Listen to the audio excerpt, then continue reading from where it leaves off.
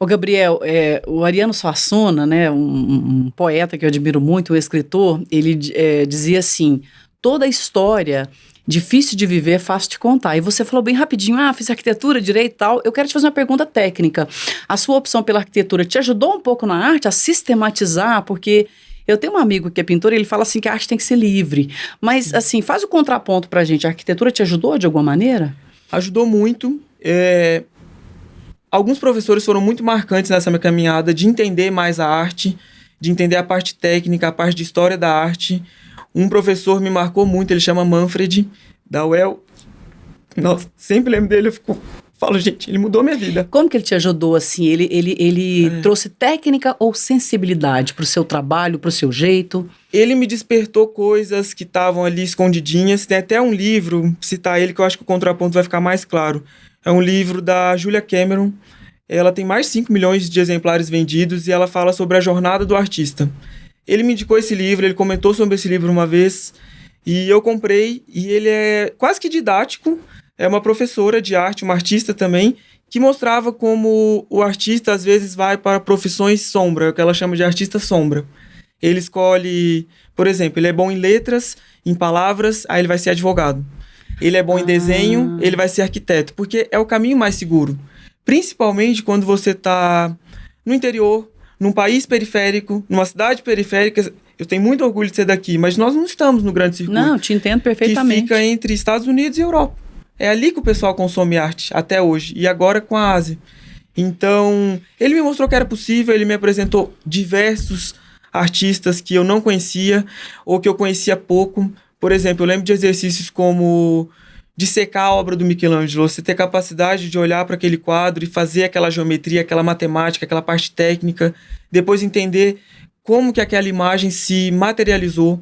Um exemplo muito claro, que é a escultura mais famosa do mundo até hoje, que é o Davi de Michelangelo, que está em Florença. Aliás, né, Davi, coincidência, né, das artes. Inclusive, o nome da exposição tem a ver com uma história que eu conto daqui a pouco, mas é impressionante como aquela escultura até hoje, ela consegue materializar tudo que o mundo masculino e o mundo feminino e o ser humano humanista, o ser humano racional, positivista, representam.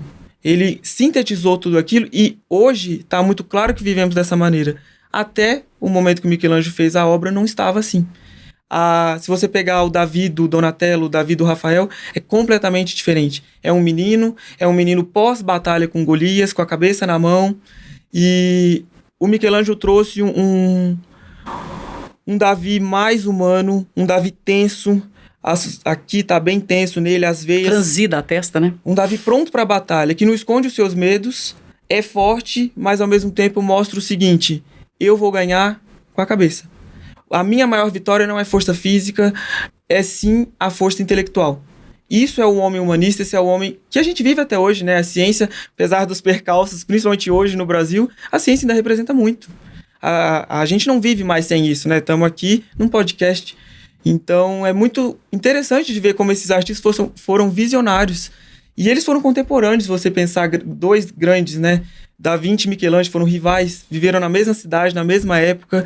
Então, a gente vive no mundo deles até hoje. Eu criei paixão através desse professor com Michelangelo, com Da Vinci, depois com os mais modernos, com Picasso, com Matisse.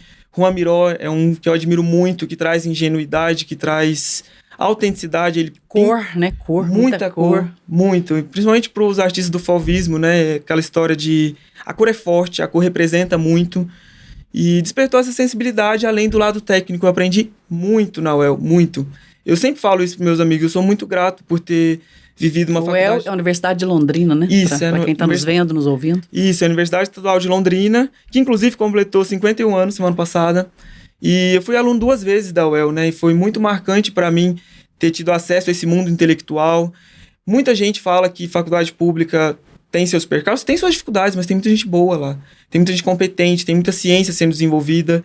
E eu sou muito grato, eu sou aluno do público, né, assim, durante a faculdade, e eu sinto uma dívida de gratidão com a sociedade, sabe, Leide, assim, eu estudei com dinheiro público, todo mundo pagou meu estudo, tá na hora de eu retribuir, e talvez essas obras foi o caminho que eu encontrei de me expressar do interior para fora, e ao mesmo tempo retribuir.